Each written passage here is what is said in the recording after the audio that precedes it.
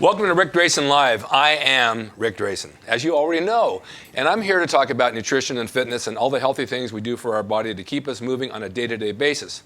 Because if we don't do that, we just shrivel up and we begin to rot and nothing ever works in the body. It's like having a car that you never drive. You have to exercise it. And you have to exercise your body, you have to exercise your mind, you have to exercise your nutrition, because they all play a hand in everything that we do in life. And today I have a guest who's been a friend of mine for a long, long time. He's the icon of fitness. He's been around, he's trained everybody, he knows a lot more than I do, and he has a lot more hair than I do. And it's my good friend Dan Isaacson. I don't know about know a lot more than you, but the hair probably so. Dan, you're my hero. You're my hero. So we've talked a little bit before we started, and just tell people, when you started in the business, you came out of college with an interest in doing this kind of stuff. Let's talk about that. Yeah, I went to graduate school at University of Illinois, undergraduate school at Western Illinois University. I grew up in Illinois, and my dad was in the trucking business, so we grew in a very rural area. Yeah. But my interest when we got out, because there was such a boom, particularly in commercial recreation at that time, that I really wanted to get into the health fitness field, and that's what we did. And we got involved originally with the athletic club development business, and that really fast forwarded me to really a project that we were doing in the early 80s in Aspen Snowmass, Colorado.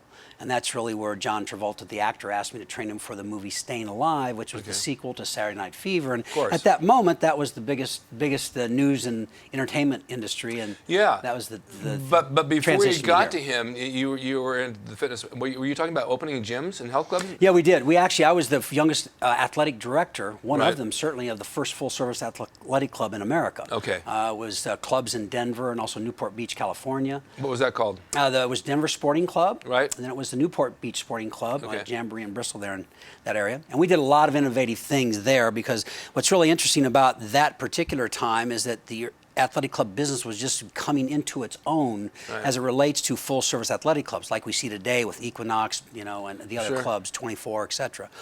We did some innovative things there, and then we formed our own company, Sports Management International, and began a project in Aspen Snowmass.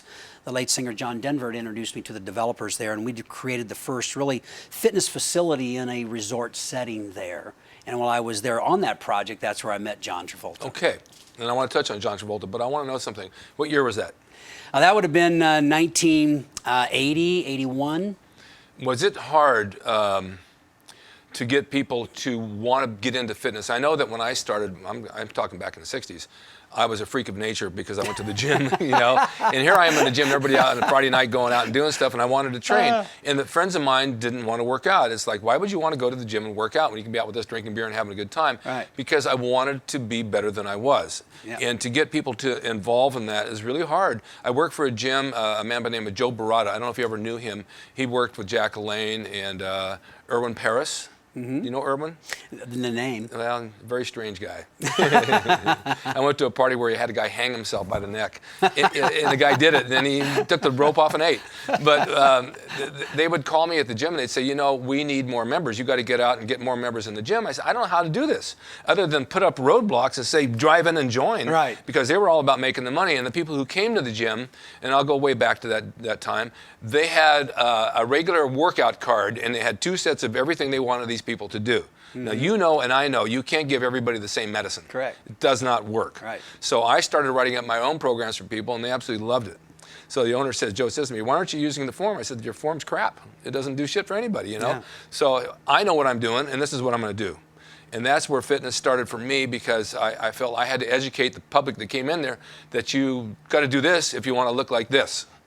Not like this, but back then, like that. So, which wasn't bad.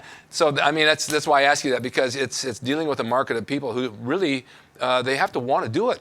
Have to want to do it. And at that time, don't forget that really in the late 70s, when this boom began, it was really couples memberships, and racquetball was really the sport that people were really going after. So we did high-profile racquetball stops and things of that nature within these were 70,000 square foot facilities that were quite impressive. The one in Denver had a large restaurant and the racquetball courts around it. It was relatively elaborate.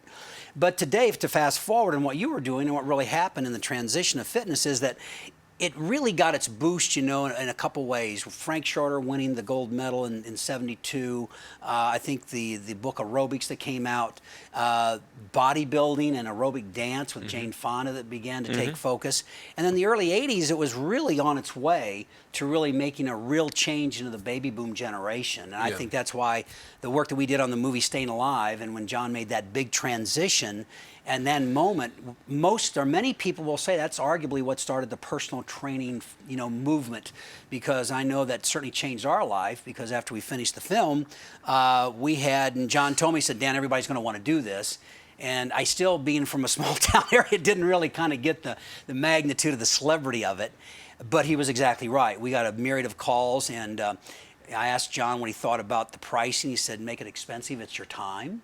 And that's how we started our personal training business. And within a month, we were training arguably the biggest stars in the world. And then everybody wants a deal.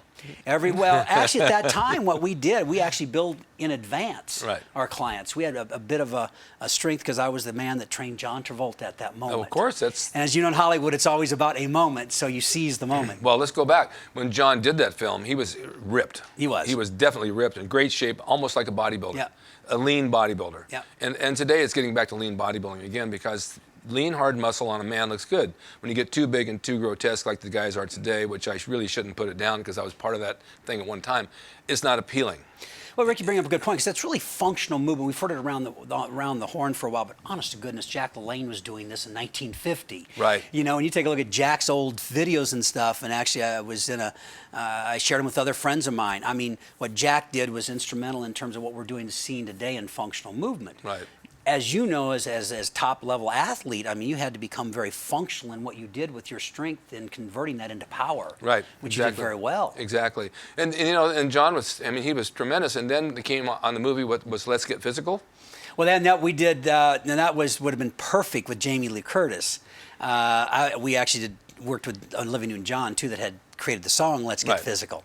But that was my world in the 80s. We then really fast-forwarded from there to really creating the first personal training center on a studio lot, which was the first in the world at Paramount Pictures. I actually went into that gym. Did you? Yeah. I did the movie Sextet with Mae West over there. Oh, really? So the gym was available. Yeah. Yeah, no doubt John was in tremendous shape. We have chatters that come in. I don't know. This is our chat girl, Ina. Hello, chat girl. Hi. Say hi, Ina. Now, Ina, you have some chatter questions? I have a question. Yeah. Who are other celebrities that you've trained?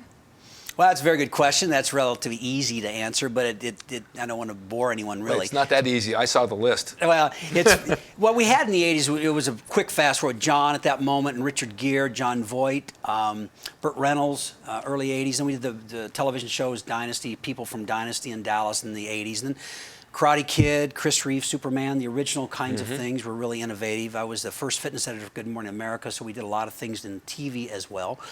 But in the 90s, Tom Hanks, Denzel Washington for projects on Philadelphia and Forrest Gump. And in the last 10 years, Johnny Depp for Charlie and the Chocolate Factory and Dark Shadows and movies like that. So he trains quite a bit. I think most everybody today really does have a fitness format that they follow. I really do. I think Hollywood, I love the folks in Hollywood. Everybody say, you say such nice things about them. I think they're really wonderful people that have they have such great talent at the high level. I've had a wonderful experience, and they all know that they have to take care of themselves. Now, do they do a good job all the time like you and I? No. But I think for the most part, John Travolta, Johnny Depp, Tom Hanks, all those people that I mentioned, Jane Fonda, they're always people that fitness is a part of their life, or healthy eating is, or spending time with your family is. I mean, exactly. There are a lot of healthy ways to approach life. I think some of the women stay in better shape than the men do on a continual basis, because I've seen people like Brad Pitt get in shape for a movie, and he's ripped. He looks really muscular, looks great, and then once the movie's gone, 2 months later, he's smoking cigarettes around the corner and getting a little chunky because he doesn't have to work as hard. And of course, he worked hard on the film, he worked hard to get there, and he can get it back, and you can get it back. But once you get to that level where you actually have it, I always wondered why you let it go. I have bodybuilding friends from the 70s who that were top guys, and I see them today, and they can hardly walk, and they don't go to the gym, and they have no interest. At least do something. Yeah. Anything. No, I agree. And again, that's unfortunate. It's human nature, you know. And we talked about earlier before we came on today. And, you know, there's three things. It's what should I do, what can I do, and what will I do? Yeah. And everyone does it. I think in many ways women do it better. I've been married to my wonderful wife for, 33 years. Mm-hmm. So, and she loves to play tennis. She loves to walk.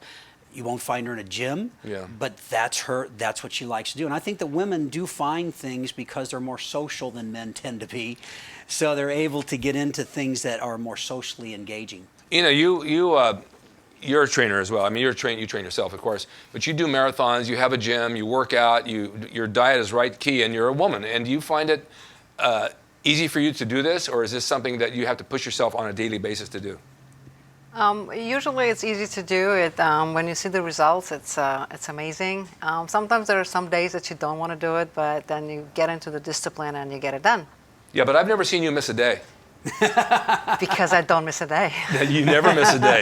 Do you have? I miss a day and I'm miserable. That's exactly it. That's it. And you'll know, and Ina knows very well that if I don't go to train on a Sunday and it gets a little late, I'm in a bad mood. Yeah. And by the time I get to the gym, my mood and I start to train, The whole demeanor change. Everything changes. Yeah. I just feel better. Well, you bring up a good point. You know, Jack LaLanne was a dear, dear friend, and really, when we were on the Governor's Council, I remember talking to Jack about exercise, and he said, he was in his 80s at the time. Yeah. And he said, Dan, I do this for my brain.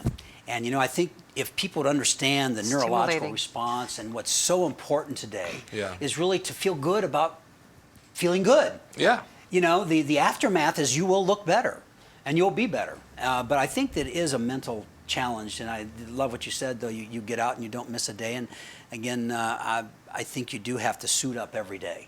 Oh, you do have to. We have a few more questions. What was the other one? Yes, there's a question here. How did the celebrities find you? How do they know initially, as I said, because of what we did, there was such a clamor about that moment in that film. We just had a deluge, if you will, of people that called. And Hollywood, as we all know, is very, famous for connections. Yes. So if they want to find somebody, they will find you. Yeah. And that's really what happened, actually, during that time. And really, for 15 years of training, we never advertised.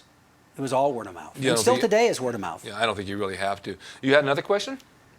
What do you use on location to train actors? I wish I'd actually brought some stuff. We created originally with 3 different things, actually. One, we'll set up training centers there, which we just completed with a project that we've did on Broadway. Right. Billy Crystal's back on Broadway, the 700 Sundays. Right. And Billy has been a client since 1985. Long That's time. probably a record. But he's a wonderful human being, great talent, and he's doing his Broadway show. Point being is fitness is a big part of his life. So we actually have a training center before he goes out to activate muscles specific to. And this is something people don't know. People don't know that. And a lot of actors really, I want to encourage people to realize that it's not all you read in the tabloids. These are real people that are really serious about what they do. Yeah. And they do understand, most I've worked with, the importance of health and fitness. And the other things we've done, we've also developed the 40-foot trailers originally that we had on location at Sony during the 90s. And into the 2000s, we would take those trailers out and rent them out, and they were all full of gym equipment. Mm-hmm. So it allowed people to do it on location. Certainly developing a home gym we've done a lot of as well. But really, it's you could put in a backpack. If I had one here, you could put your gym if you wanted to at least be active. I did that on the road wrestling. I took rubber band, or actually there were springs with handles. Yeah. And I hooked them to doors and closets and this and that, and I did a complete workout for 40 minutes with those, with the handles. Now they have the rubber ones. Now they have TRX, right? Yeah. And it worked pretty well for me on the road because I didn't have anywhere to get a gym. Well, it's interesting because what happened in the we spent a fair amount of time, about a year, when in the late '80s. I was fitness editor for Good Morning America, and they would always tell me at the end of the segment, like this, say, Dan, I'll give them a tip at the end, like you said before. Yeah. Well, you have to be specific. Yeah. So we developed after about a year a training program that was the first science-based training program that would give us the information that you needed. Okay. So. One more thing I want to talk about, this little device you have with me. Yeah. Oh, yes. This is actually called the Human Level. Right. And it's very interesting. It's proprioceptive training. Proprioceptors are really sensory receptors, and they really notice stimuli within the body.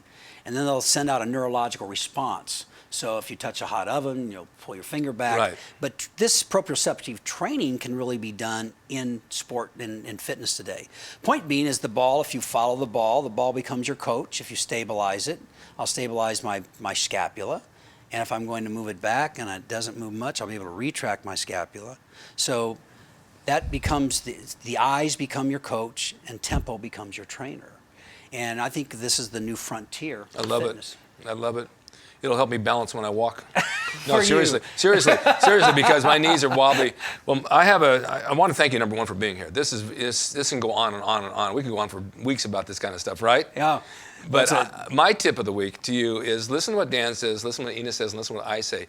Get out and exercise. Get out and do something for your body. Get off the couch. Do it first thing in the morning. Get you fired up, and you'll be a better person for doing it.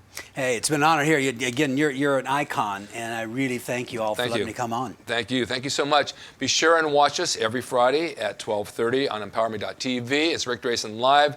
You can catch us on Facebook, on Twitter, on the internet, everywhere. You can catch me on RicDrasin.com, rickscorner.com, Facebook, as well, and at Ric Drasin. So stay tuned for the next show, and be sure and follow us every Friday at 12:30, Ric Drasin Live. And thank you for watching, and thank you, Dan. Thank you, Ina, for being our chat girl, and we had a nice time. Hi, I'm Ric Drasin. For tips on health and nutrition and fitness and bodybuilding and wrestling and all the stuff you want to know, subscribe to me on emPOWERme.tv. I'm on every Friday at 12:30 p.m. I'm looking forward to meeting you. And stay healthy.